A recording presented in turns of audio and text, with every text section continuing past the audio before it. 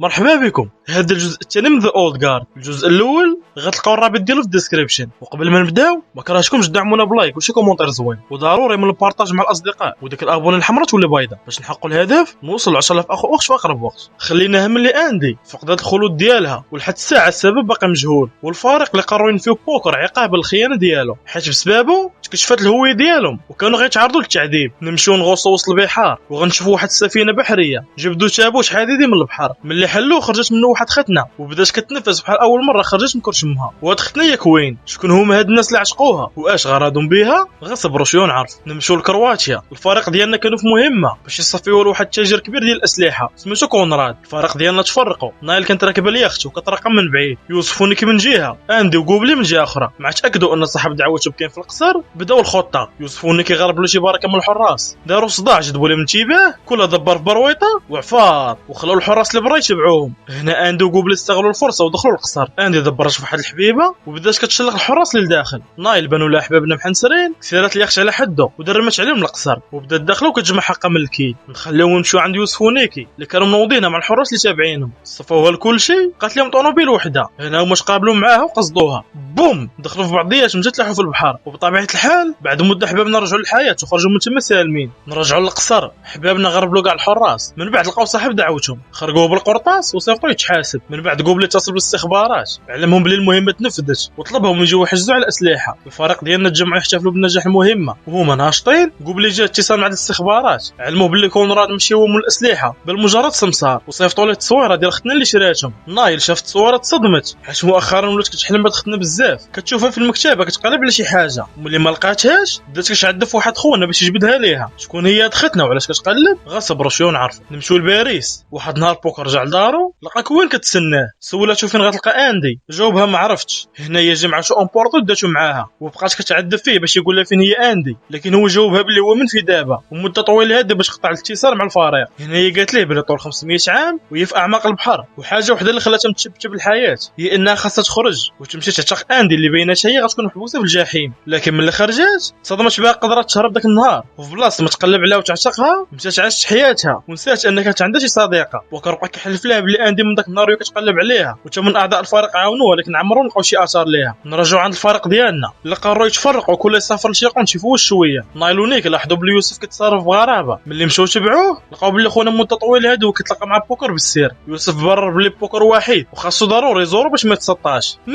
نيتك راه انت اللي اقترحت علينا نفيو وكنتي باغي تخشي في صندوق وترمي في البحر كاع. منين طاحت عليك هاد المحنه كامله؟ نايل دخلت لدار بوكر لقات الدعوه مرونه وخونا غابر. حاولت تتصل بيه لقات التليفون طافي وشكات بلي شي حاجه ماشي هي هذيك تما. اما اندو وقوبلي فمشاو لكوريا الجنوبيه وتلاقاو مع واحد السيد سميتو توا وحتى هو واحد من الخالدين. وسولاتو اندي على الحلم ديال نايل. هنا وهبطوا من المكتبه ديالو وغطلع نفس اللي حلمت بها نايل. اندي لاحظات بلي شي كتوبه ناقصين وحسات بشي حاجه ماشي هي هذيك. اش واقع؟ السيدات اختنا كتسمي راسها ديسكور وهي اول الخالدين واكبر وحده فيهم. قوبلي تصدم حيت عارف ان اندي هي الكبيره. ما علينا. الوقت اللي حبست فيه وين في التابوت توا وديسكور تما كانوا حاضرين. توا بغى يعاونهم لكن ديسكورد رفضات وهربات من تم قبل ما يعاقوا بها. توا ما عطاش خاطرو يخليهم ومشى عشق اندي قبل ما يديروا فيها شي مصيبه. من بعد اسس المكتبه وبدا كيدير ابحاث ويجمع معلومات على الخالدين. اما ديسكورد بدات كتجمع ثروه ودير علاقات ونفوذ. وبعد 500 عام ختنا جات عندي خذات لي شي كتوبه فيها معلومات على كنتو الفريق ديالك. علاش ناوي ختنا الله اعلم. توا ملي عرف ان اندي فقد الخلود ديالها تصدم حيت ختنا باقا صغيره والنوبه ماشي فيها باش تفقد الخلود ديالها وشك بلي شي حاجه ماشي هذيك تما. من بعد اندي وقوبلي خداو معاهم توا مشاو تجمعوا مع الفريق اللي علموهم بلي بوكر غابر. توا شك بلي ديسكور اللي خطفاتو. هما كيفكروا في شي حل. بوكر اتصل بيوسف وطلب يتلاقى معاه. ملي مشى عنده طلبوا يدي عند اندي داوه لعندها علمها بلي كوين خرجت من البحر وعطاه واحد الرساله صيفطتها ليها. ملي حلاتها قراتها لقات كوين كتلومها حيت ما قلبتش عليها وعطيها موعد وعنوان يتلاقاو فيه. اندي بغات تمشي لعندها لكن نايل رفضت خلات تشب وحدها ومشات معاها. وهما في الطريق بدات اندي كتفكر اول مره تلاقات مع كوين والذكريات والمغامرات اللي دوزوا مع بعضياتهم. بعد مده وصل العنوان وتلاقاو بكوين. اندي كانت مصدومه بدات كتبكي وطلبت منها السماحه لكن كوين كانت حاقده عليها حيت صحابها بلي اندي تخلات عليها وبقات كتعاير فيها. شويه بدات كتدخل ليها. اندي في الاول بدات كطاكي تلقات راسها مضطره تدافع على راسها حيت كوين باقا ما عارفاش ان اندي فقدت الخلود ديالها وكتقاتل معاه بنيه القتل. نايل دخلت تفكهم جابت لها ديسكور مع شافتها عرفت هي المره اللي كتحلم بها ومشات تبعاتها. هنا اندي عرفت ان ديسكور هي اللي خرجت كوين من البحر وهي خدامه معاه دابا. نايل بقات تابعه ديسكور تدخل لواحد الكنيسه. الشيبانيه بدات كتحرض على اندي كونها السبب باش تخلص على عائلتها لكن نايل كتمتبتها وما بداتش فيها.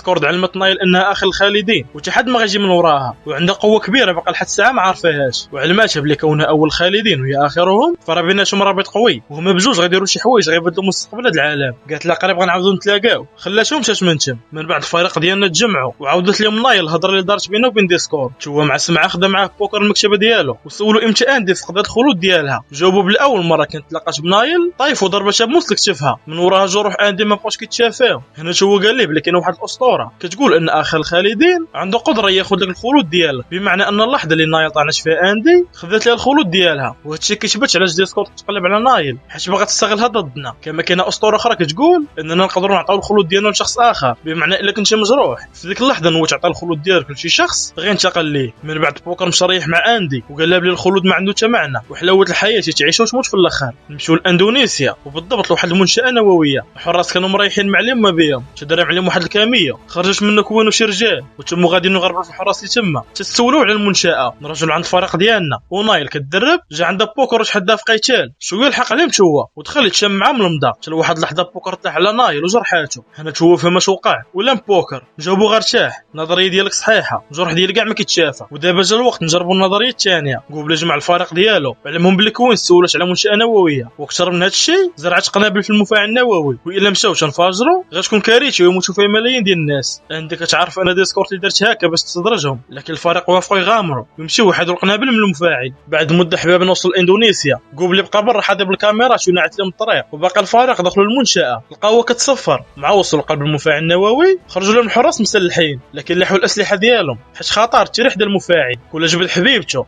وهي تشبك كتسمع غاديك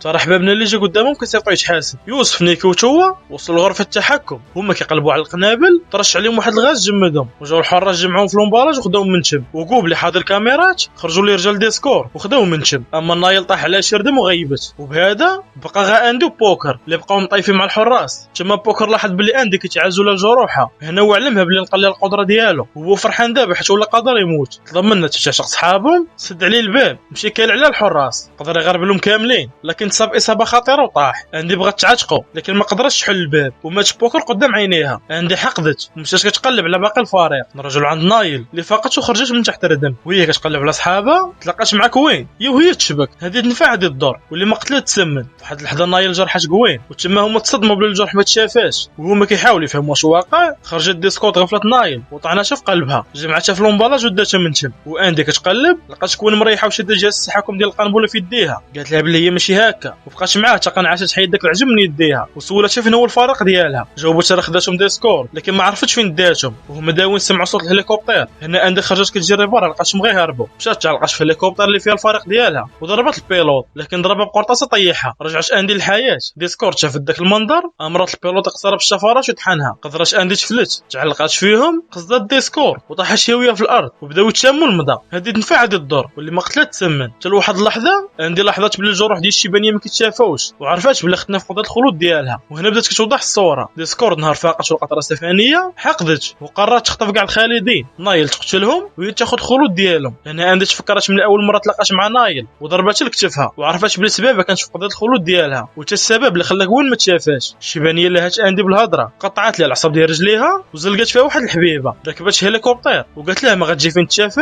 تنكون قضيت الغرض. اندي مشات خدات معها كوين عالجت لها جروحها، وملي برات قرروا يتعاونوا ويمشيو يعتقوا صحابهم، وغيبان بلي الصداقه والعلاقه ديالهم رجعت تحسنت. واش اندي قادره تلقى الفريق ديالها قبل ما تستغلهم ديسكور؟ وشنو هي الخطه ديال ديسكور باش تسترجع الخلود ديالها؟ هادشي كامل اكثر غنكتشفوه في الجزء الثالث اللي باقي ما خرج. وهنا كنكونوا وصلنا لنهايه الفيلم ديالنا. ما تنساوش ديروا لايك وشي كومونتير زوين، وكثروا من البارطاج مع الاصدقاء، وداك ابوني حمراء تولي بيضاء، وفعلوا الجرس باش يوصلكم الجديد. وبالنسبه لصحاب نجم السيره ما نسيتكمش راه كاينه صفحه في فيسبوك اللي تيكلوا في الملخصات. ما تنساوش ضربوا لي على قناتي الثانيه الخاصه بملخص افلام الاكشن الدراما والكوميدي اللي غتلقاو الرابط ديالها في الديسكريبشن. مرحبا بكم عندي في انستغرام، نتلاقاو في فيديو جاي. تهلاو.